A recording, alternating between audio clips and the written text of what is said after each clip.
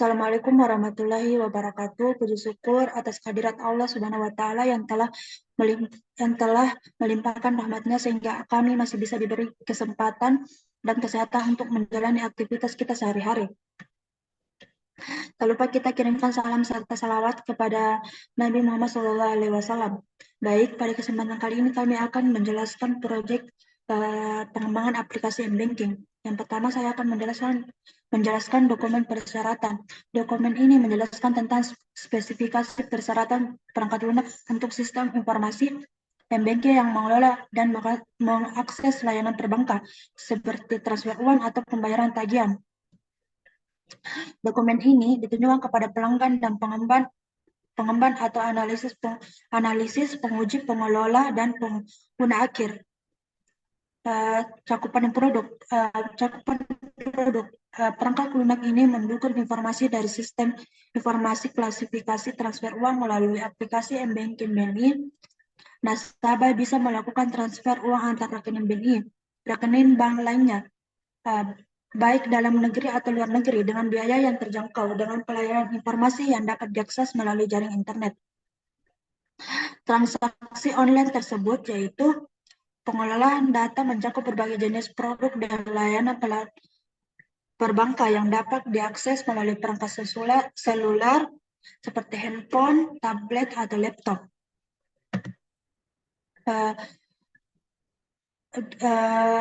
Definisi akronim dan singkatan paspor bisa disebut dengan kata sandi atau kata kunci yang digunakan untuk mengidentifikasi pengguna.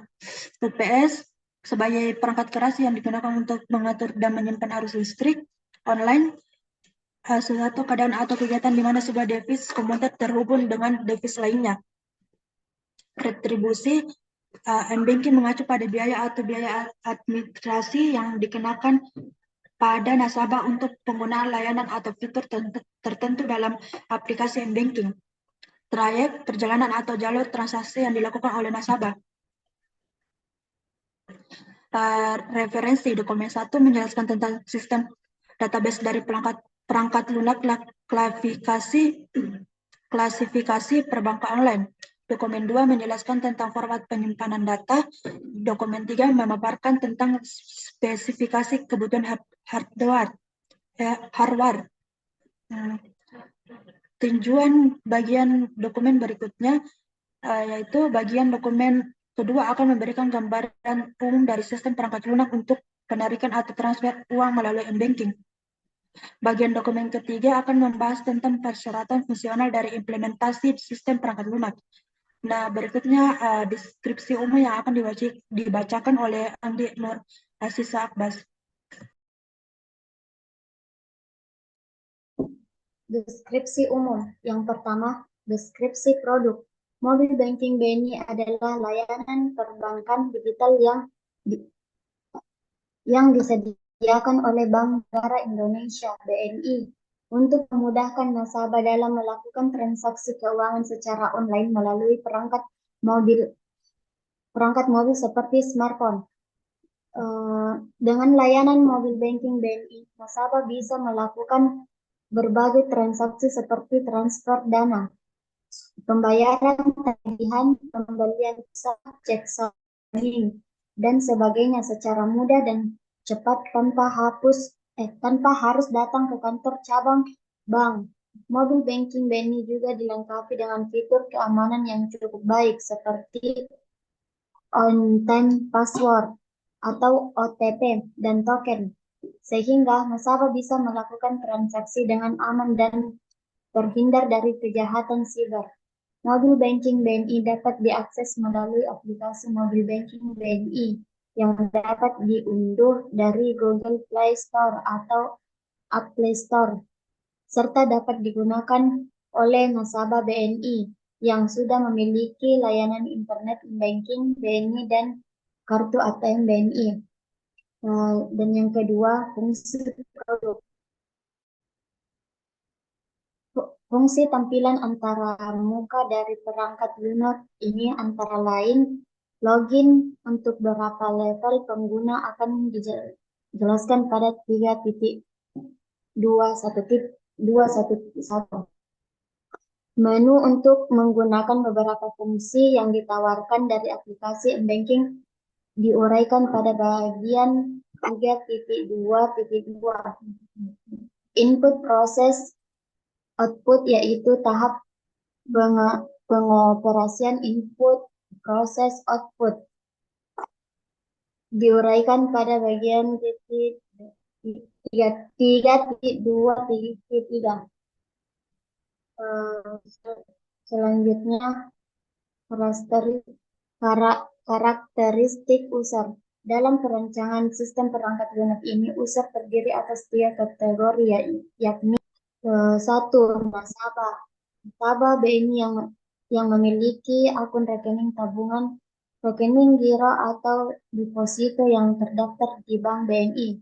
Nasabah dapat menggunakan aplikasi m-banking untuk mengakses layanan perbankan seperti transfer uang, pembayaran tagihan, cek saldo, rekening, dan lain-lain. 2. Karyawan bank. Karyawan BNI atau petugas yang berhubungan dengan layanan perbankan. Mereka menggunakan aplikasi m-banking untuk memudahkan proses verifikasi dan validasi transaksi yang dilakukan oleh nasabah.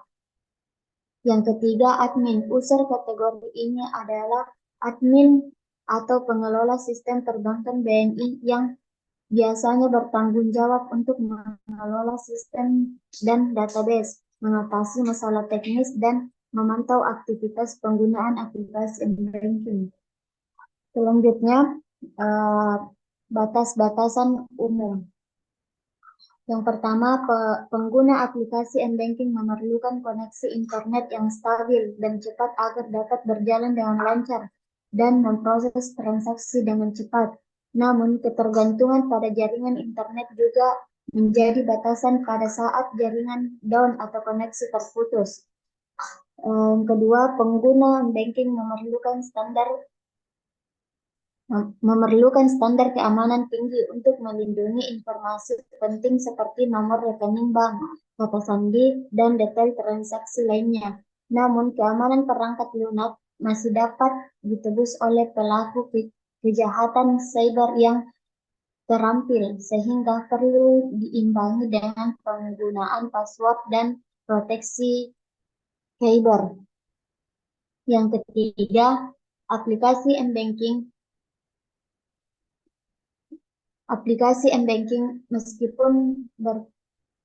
meskipun beroperasi dalam mode 24/7 tetapi dapat mengalami downtime karena pemeliharaan sistem atau gangguan teknis lainnya. Selanjutnya, adapun asumsi dan ketergantungan. Yang pertama, media untuk mencetak data hasil pemrosesan atau transaksi setelah tersedia pada smartphone customer. Yang kedua, tidak ada kerusakan pada perangkat lunak. Dan yang ketiga, persyaratan umum akan dijelaskan kepada Arif. Baik, selanjutnya. Selanjutnya kita membahas persyaratan umum mobile banking BNI. Kita yang pertama persyaratan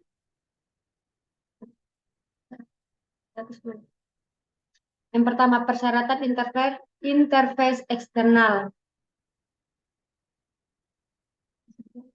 Nah,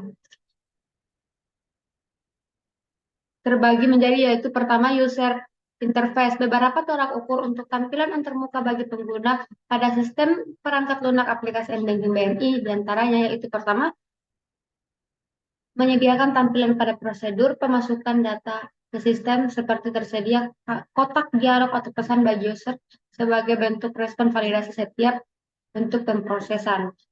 Kedua, tampilan informasi berupa teks menggunakan tipe True Type font dan tersedia gambar atau picture dengan ukuran pixel berdasarkan jenis elemen atau bagian dari website. Ukuran type tersebut adalah icon dimensi panjang 12 px kali 12 px, lebar 12 px. Button atau tombol panjangnya 6 px dan lebarnya 1 px. Logo pada website panjangnya yaitu 300 px dan lebar 300 px. Nah, respon sistem terhadap pengguna terbagi atas 3 jenis. Pertama, tampilan antarmuka juga harus responsif dan dapat melakukan penyesuaian untuk ukuran layar yang berbeda. Kedua, tampilan antarmuka harus dapat menyampaikan informasi pada pengguna dengan jelas, baik melalui teks, gambar, ataupun animasi. Ketiga, tampilan antarmuka harus dirancang agar dapat diakses oleh pengguna dari berbagai latar belakang, termasuk pengguna dengan kebutuhan khusus seperti tunanetra dan penderita cacat penglihatan.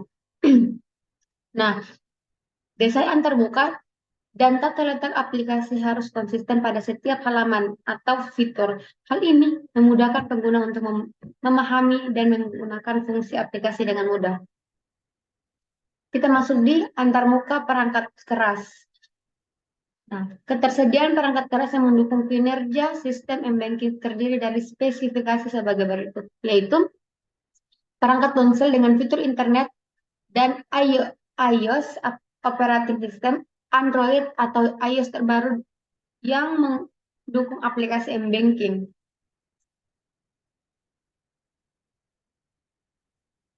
Nah, selanjutnya dibutuhkan koneksi internet yang stabil dan cepat untuk mengakses aplikasi M-Banking. Perangkat modem atau router yaitu jaringan internet rumah atau kantor juga dapat digunakan untuk mengakses aplikasi M-Banking BNI tersebut. Selanjutnya kamera. Perangkat dengan kamera resolusi tinggi memudahkan pengguna dalam mengambil gambar untuk proses upload dokumen atau QR code.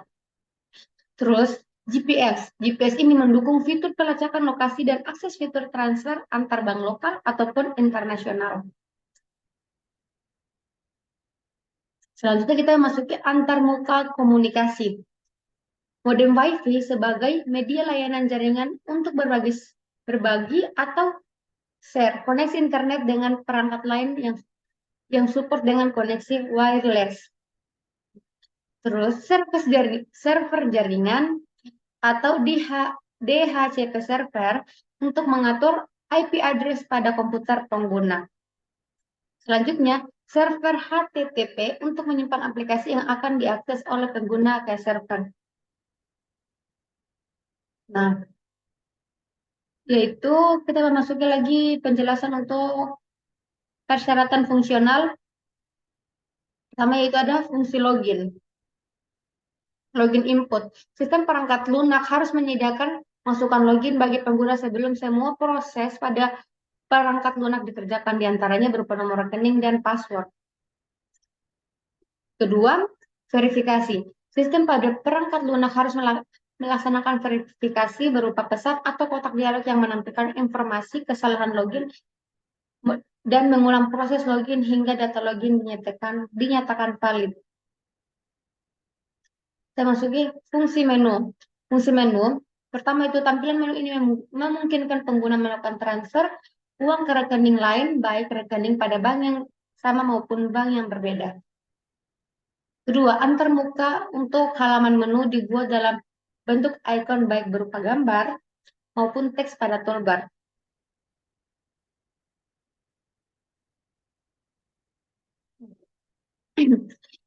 Terus selanjutnya terdapat beberapa menu atau submenu yang terkunci atau biasa disebut lock sesuai dengan syarat login masing-masing user. Terus tampilan antarmuka untuk setiap halaman menu dirancang secara terstruktur dan dinamis.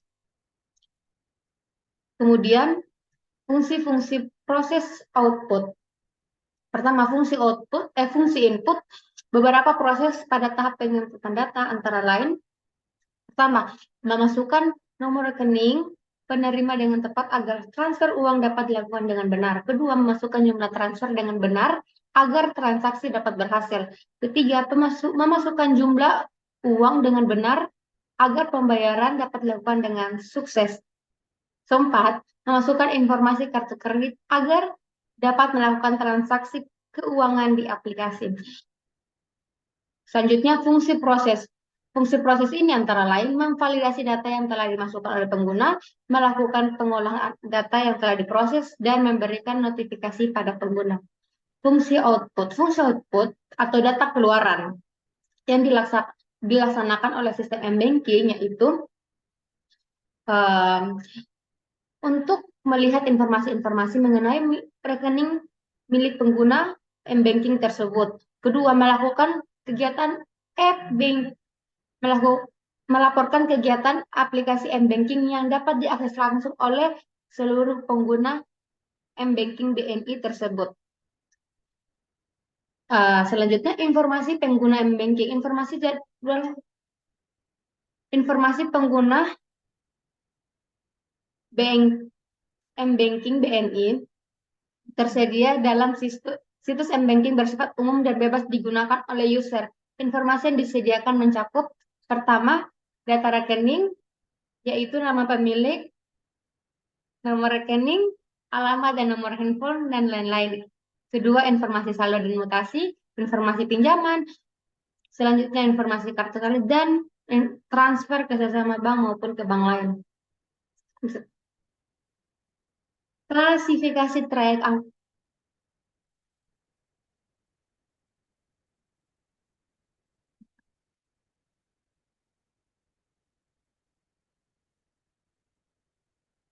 Klasifikasi trayek m-banking. Klasifikasi trayek berdasarkan pelayanan yang tersedia sebagai berikut, yaitu jenis pelayanan.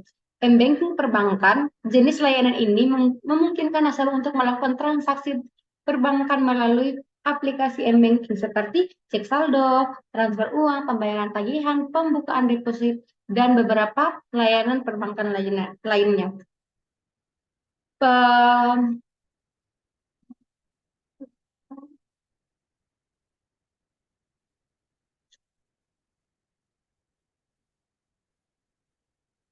M-banking non-perbankan. Jenis layanan ini memungkinkan nasabah untuk melakukan transaksi non-perbankan seperti pembayaran tagihan pulsa, pembayaran tiket pesawat, pembelian pulsa, dan layanan yang tidak terkait dengan perbankan. Selanjutnya, kedua, jenis transaksi internal bank. Jenis transaksi ini memungkinkan nasabah untuk melakukan transfer uang antara nasabah bank yang sama. Selanjutnya antar bank. Jenis transaksi ini memungkinkan nasabah untuk melakukan transfer uang antar nasabah bank yang berbeda. Selanjutnya pembayaran tagihan. Nasabah dapat memungkinkan nasabah untuk membayar tagihan seperti tagihan listrik, air, telepon, kartu kredit, asuransi, pajak, dan lain-lain. Untuk pulsa, jenis transaksi ini memungkinkan nasabah untuk membeli pulsa dengan nomor ponsel mereka melalui m-banking tersebut. Pembelian, jenis transaksi ini memungkinkan nasabah untuk membeli produk atau layanan tertentu seperti tiket pesawat, kereta api, dan barang-barang lainnya. Nah, selanjutnya jaringan trayek ini terdiri dari pertama, perangkat telepon genggam. Kedua, jaringan internet. Ketiga, server. Keempat, API atau application programming interface. Kelima, SMS gateway.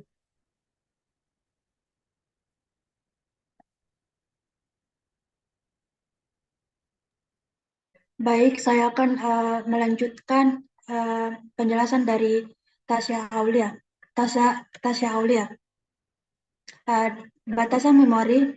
Dalam implementasi aplikasi ini membutuhkan cakupan batasan kebutuhan memori data antara lain kasir loket, pengguna eksekutif, server, besaran media, penyimpanan tetap untuk data transaksi. Atribut perangkat lunak. Kemampuan sistem aplikasi ini bekerja dengan durasi waktu 24 jam dan melakukan backup data otomatis. Keamanan perbaharui perangkat lunak m-banking. Kedua, sebaiknya kata sandi yang digunakan minimal 10 karakter. 3. Aktifkan kode keamanan pada perangkat ponsel.